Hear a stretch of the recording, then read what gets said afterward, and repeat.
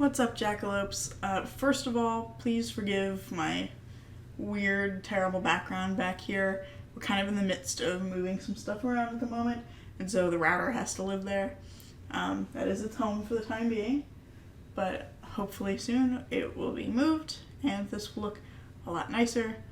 But that being said, I'm still going to film, because I have done a terrible job of following up with my goals this month. I said at the beginning of the month in my 2020 goals video that I wanted to post at least twice a month.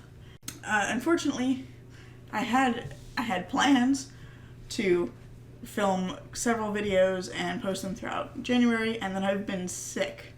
About the day that I was planning to start recording everything, I got sick with some sort of upper respiratory infection or something, and I am just now really kind of getting over it. I still have a bit of a cough and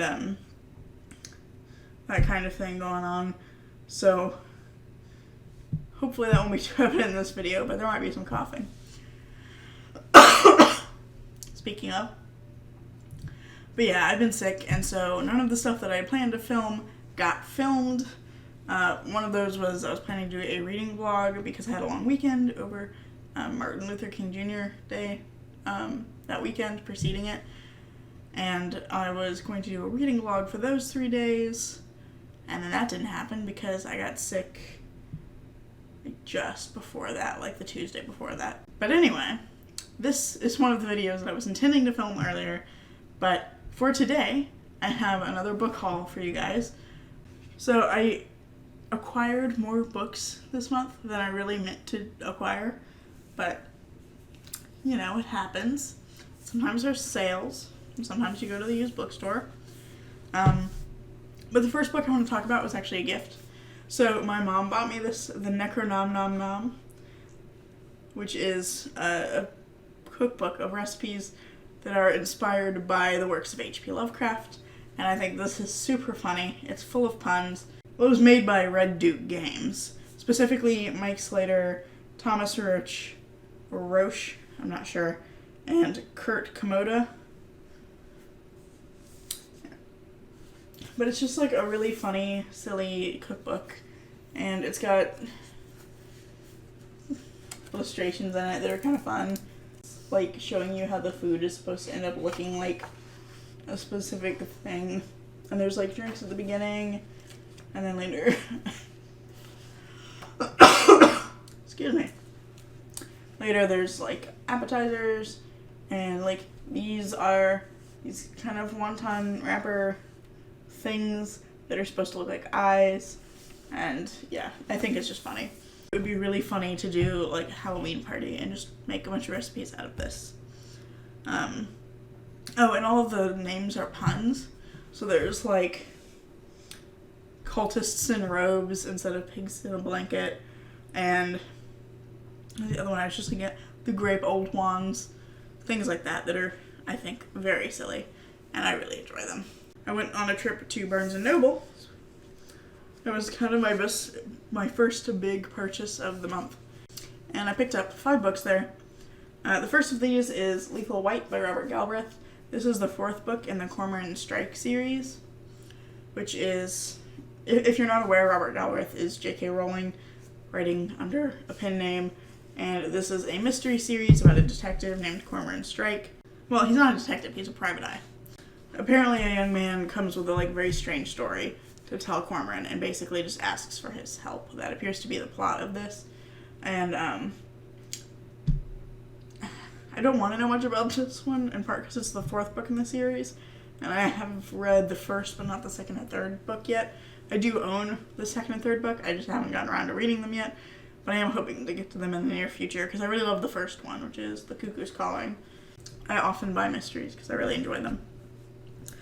After that, I picked up a couple of classics because they had a buy one get one half off sale on their classics. So I got Dracula, which I've been meaning to read for a while now, and now I really want to read this so that I can watch the BBC adaptation that's just come out recently. It's on Netflix now. I really want to read this so I can watch that, because I want to see how it compares. in part because I'm familiar with some of the other work of the writing duo that wrote the new adaptation. It's Mark Gatiss and Stephen Moffat, who also were the writers behind Sherlock. And I these days I have mixed emotions about Sherlock, and it's a series that I kind of want to revisit and examine more critically. But and that's probably going to be in an upcoming video if I do that. But because of that, I do want to read Dracula and see how this adaptation compares, especially having seen some of their prior work together. And then the other classic that I picked up was Emma by Jane Austen, which is apparently about a young woman named Emma. So she's trying to set up a marriage for Harriet, and she thinks that she is completely impervious to romance and nothing is ever gonna interest her, no one's ever gonna like catch her eye. And then the book then revolves around her like trying to not acknowledge her growing feelings for Mr. Knightley. And I've never really read any Jane Austen, but I've only ever heard good things, so I'm really excited to read that one, especially because I've been wanting to branch out into more classics. Because all of the classics I have read, well, not all of them, most of the classics I've read I've enjoyed. There have been a few that I don't really care for, but I am excited to read this one. The last two that I picked up at Barnes & Noble, if I can get a hold of them, they're escaping my clutches.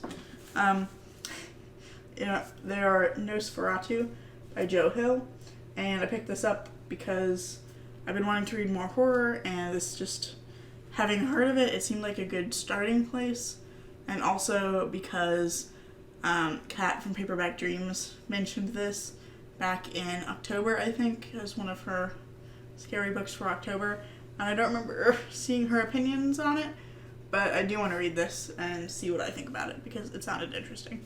And then the last one I picked up was Song of Achilles by Madeline Miller, and I am super excited to read this because I read Circe last month, or 2 months ago if this video goes up in February. I read it in December 2019, and I read it very quickly, and I absolutely loved it. And so I'm really excited to read her other book. The next set of books that I picked up are all comics and graphic novels. And I got these at my local used bookstore. The first is Saga, Volume 1, and I've actually already read this, so I will talk more about it in my wrap-up for January. But Saga follows the story of basically this young family, Alana, Marco, and their baby.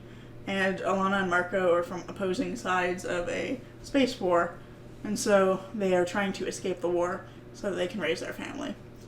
And that's basically what it's about. And there's a bunch of other characters that are really interesting too, but I don't want to give away too much in case you're thinking about reading this, because it's very, very good and I highly recommend it. I was really regretting that I hadn't picked up Volume 2 when I picked up this one. The next one I picked up is Locke and Key by Joe Hill and Gabriel Rodriguez. This is Volume 1 of Locke and Key, which is a kind of cosmic horror story. To be honest, I don't know what it's about. I just know it's cosmic horror, and I've heard good things about it.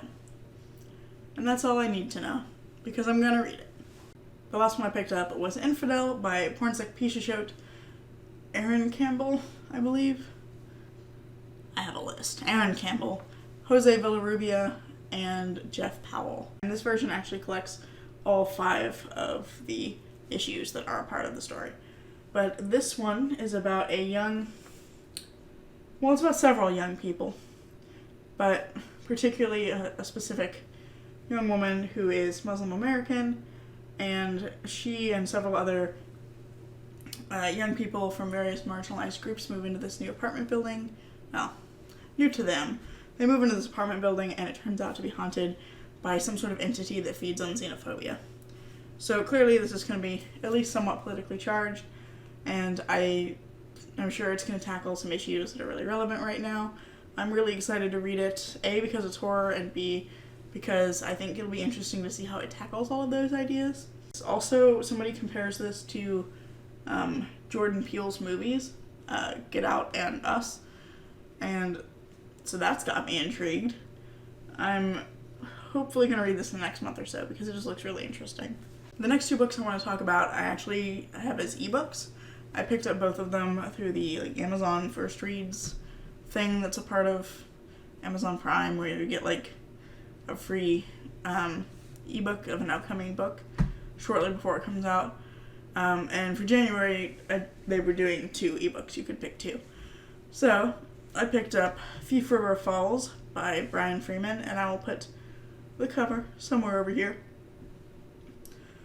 But that one is about this woman who is a best-selling author of a book called Thief River Falls. And most of her family dies in this series of tragic events that she calls the Dark Star. And she's trying to figure out how to deal with all of that when a young runaway boy shows up at her door, having witnessed some sort of murder or other crime that the police are trying to cover up. And she has to figure out how to save his life and hers, while also grappling with the grief of the Dark Star. I'm also just really curious as to what the Dark Star is exactly. The description is written as if the Dark Star is both a series of events and also a thing of its own that is after her. So I'm really interested to see how that turns out and what that actually turns out to be. The other ebook that I got is The Names of the Dead by Kevin Wignall.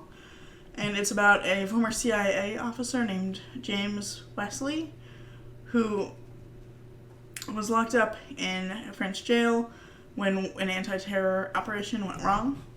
And he was abandoned by the agency because he was imprisoned. And he's cut off from everybody that he knows. And then he finds out that his ex-wife was killed in a terrorist attack and that his young son is missing. So now he is granted early release from prison or from jail. They're using the term jail here, but was he sentenced? I don't know. But he's granted early release, and he goes on a hunt across Europe to find his son and figure out what happened. The last 3 books that I have to talk about I got at my favorite bookstore because I am weak. I can't go in there and not buy something. See if I can get a hold of them. The first of these is a book that I read in high school, and I had some printed excerpts of it, but I had not ever had an actual physical copy of my own. So I was really excited to find this, but it's In the Time of the Butterflies by Julia Alvarez. And this follows 4 sisters during the reign of General Trujillo in the Dominican Republic in the 60s. And all 4 sisters become freedom fighters in various different ways. And it's all about their experiences as freedom fighters and their relationships with each other and what ultimately happens to them as a result of their activities. And I remember it just being a really wonderful exploration of the sisters' personalities, and it just really kicked me right in the feels. That's all that's the best way I can describe it. I remember being really torn up over this book when I first read it back in high school. So I was excited to get a physical copy to replace the printed excerpts I've been hanging on to, so that I can actually go back and read the whole thing all the way through again and see how I feel about it now. But yeah, I'm really excited about that. Plus, I think this cover is really pretty. It's just really interesting. It's very simple, and I love the combination of purple and orange, so I think it's great. And I really enjoy seeing it on my shelf. The other 2 books I have are here primarily because they have nice covers, which caught my eye in the store, but the stories actually also sound really interesting. But these are both part of the Harper Perennial Olive editions, which apparently they put out 8 new ones every year, and the 8 that they're doing for this current year are all thrillers and mysteries, which is right up my alley. So I picked up A Darker Domain by Vaughn McDermid and Death at La Fenice by Donna Leon. Not sure which way that's said, but her.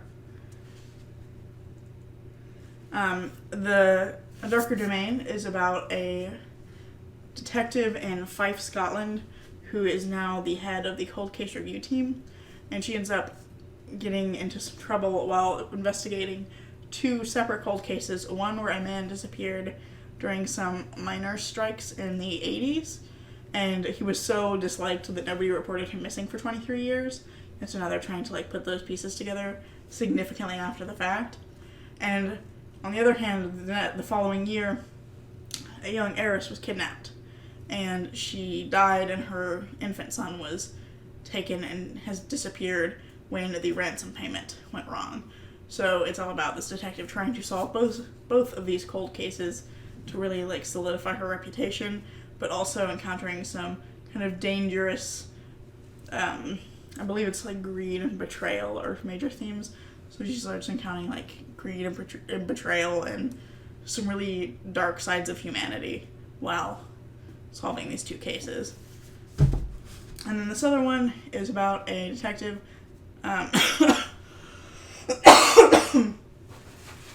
It's about Detective Guido Brunetti in Venice, and a conductor is murdered via cyanide poisoning during the intermission. Thank you, Elwood. My cat is helping. I'm gonna steal that bag? You gonna steal it? I'll steal her. Anyway, a conductor is killed via cyanide poisoning during the intermission of a big concert. He's like internationally known, and so Detective Brunetti has to solve his murder.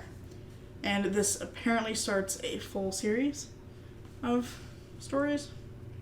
So if it's good, like there's a whole series like to look forward to. So that's exciting. Plus, like this cover is just really cool. I love the combination of red and black anyway, but I really like the covers on these. They were hand illustrated by one of the cover artists at Harper Perennial, Milan Bozic, and they're just absolutely gorgeous.